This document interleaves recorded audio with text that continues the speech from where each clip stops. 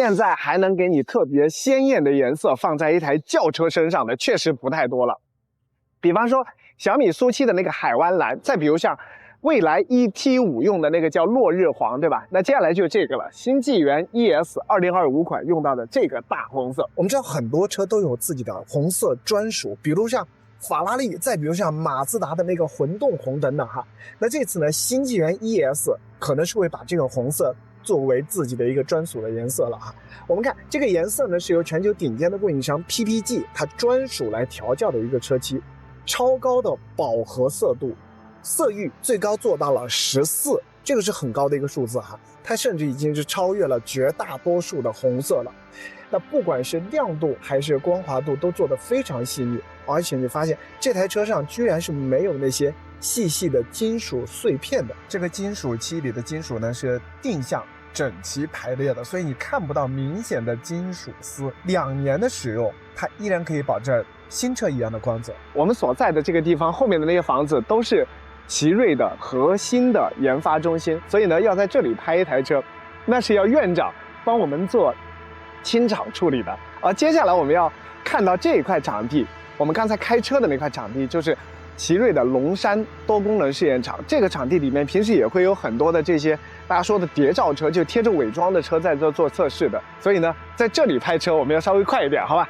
整个前脸没有做太大的变化，依然是一张封闭式的前脸，加上了一些这些碳纤维的元素。这里呢也有一道的贯穿式的头灯。我看到有些网友说，哎，这一版会不会给到一个新版的前脸设计？那确实是有一版不一样的前脸设计的啊。所不同的是，那一版呢更多的可能是给到出口的一些地方去用到的，所以呢这里没有做太大的变化。那再看这里有一个 ISD 的大灯，给一个特写就会看到里面有很多的小珍珠啊。有些网友说这个东西能不能够取消掉？哎呀，便宜点，不要这个配置。但是你最后发现，这个配置其实对于很多车来说还是很有意义的，很有价值的。好，我们接下来看这边，21寸的 PSEV 的轮胎，里面有一道 CDC， 再加上一道空悬，这个也不用摆了。再看这里，以前是那个镀铬件，现在把它换成了一套这种黑色的，并且这里加了一个小灯珠。那在这里呢，可以根据你的不同状态，比如像充电，它就会给你体现出一个绿色的。再看一个小细节，不管怎么样，中国人还是有这个高端的需求的哈，所以这个大尾翼给你保留了2级的。每个消费者都想要一个这样的尾翼，让自己的车显得更加牛的那种感觉。就像你买一个华为的手机，是不是后面那个大圈圈，你也会觉得它是一个很重要的元素？没错，这就是中国人认为好车很重要的一个元素了。好，看了这些，我们再看看别的地方吧。比如像在这里，你会看到一个大大的激光雷达。之前呢，大家很担心的就是这台车还在用一个有高精地图的解决方案。那这一次呢，它的一些端对端的一些解决方案的自动驾驶也会放入其中了。好，再有的呢就是车内会有一些变化，来我们仔细看看。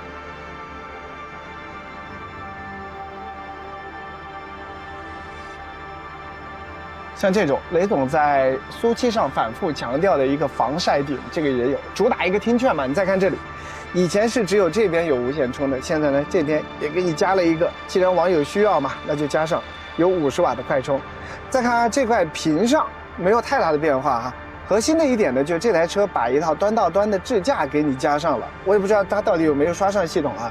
给大家看一小窍门，你这样长按就可以看到它的一些软件的版本，应该是已经装上了。如果装上了的话呢，我们等会就和大家简单试一下。有关智驾，这次新款的 ES 会标配一个高速 NEP 的驾驶辅助，这就是高速上用到的这个领航能力了。高配车型呢，还会再有一颗激光雷达，也就是加上了城市领航的能力。其他像这些都没有发生太大变化。那整套的内饰，这个是红色再加黑色，反正就是比较偏向于高级感的那个。然后你再看这里，再看这里，这里会有一个女王座椅、零压座椅啊，你长按它一下，它就启动了。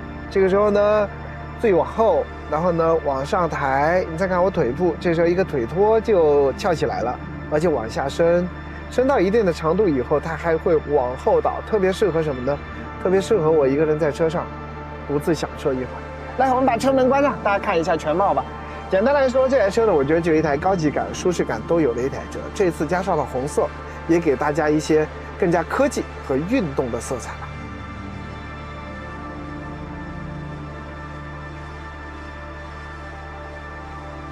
我们先做一个加速，好不好？3、2、1，走！哦吼，0-100加速是3.9秒，这个加速还猛不猛？那很多网友问到的一个问题是，这台新纪元 ES 和一台小米，它们之间到底是什么样的一个区别？两台车，操控的方式是有很大不一样的。小米那台车，你做这个动作。这给方向盘一个快速的输入的时候，它会比这台车来得更凌厉一些。再比如我们现在把它切换到一个舒适的模式下，你再看，你看这台车不管是在运动还在舒适的状态下，它的这个转向是给你留出了一点点的中间地带的，也就是说它不是那么非常精准犀利的感觉，它给你留出了一点柔和。给到你的就是一个舒适性的一些余量了。其实不仅仅是这个哈，整台车比如像衬套啊，比如像底盘，比如像我们去做一个极限动作的时候，都会有一个很大的不一样，就是这台新纪元的 ES 是把舒适性放的比较重的位置的。这台车先舒适再运动，跟小米的那个先运动再舒适是一个不一样的设定。然后这台车呢，到底运动性能怎么样？这也是很多网友在问的，因为它毕竟3.9秒的加速，然后呢，毕竟也是一台双电机的车型，有400多千瓦的动力哈。我们知道 ES 这台车是有空簧加 CDC 的，所以呢，它带宽可以拉得更宽，操控方面就会来得更稳一些。我可以这么说哈，这台车的极限状态也是 OK 的。我给大家切一段我们刚才漂移的动作。你发现去做这些极限的动作，它的车身的这些硬件的能力也是比较强。但是这台车呢，是一台把你的舒适质感都照顾好了才给你做运动的一台车。这个龙山试验场里会有一些各种复杂的路况，那我们来看看，这里有一个45公里，我们去过一个这种大波浪，也就是一个正旋波的一个状态。我们把车速拉起来，走一道，3、2、1，走。嚯！就有些人说 CDC 这个东西，空簧这个东西，我到底有没有必要花这个冤枉钱？你看啊，过了这个地方你就知道，因为有了 CDC， 有了空簧在，所以呢，这台车可以很好的去抑制住这些车身的俯仰。就如果没有这一套的东西，你过一套这种大波浪的路况，一下开过去的时候，其实会遇到很大问题的。你的车呢会有各种余波不断，然后尤其是如果后面后桥这里对你的一些收敛做不好的话，拉伸拉不出，回弹压不住，这个时候整台车就跟开船一样。有人会说，我不开那么快，我慢点开怎么样？你看我们现在走的这一段路叫鹅卵石路，这一段的路面主要检测的是什么？就是有些非铺装的道路上，你的一个行驶的表现是什么？你看开到这里，我们这个频率相对固定，前方的鹅卵石路相对不固定，都是很松散的状态。这个时候呢，你的 CDC 可以去帮你把整台车的阻尼调松一点，所以呢，这个时候就车身会很硬，可是这个减震器已经回到一个非常放松的状态，有松弛感的那个状态，所以这个时候它就能把自己舒适性的一面展示出来。你再看，现在是一个舒适性，我们把它调到运动性，运动性来过一下这个减速，来看一下哈，3、2、1。所以说科技与狠活啊，加上了一套 CDC 的这种东西，那确实能够把你的整个车开起来的体验提升很大的一个状态，这是你过去拿那些被动悬挂很难去搞掉的东西。所以说一分钱一分货，在这个价格里面给了你一套 CDC， 这个绝对是一套好东西来的，而且还有一套空气弹簧。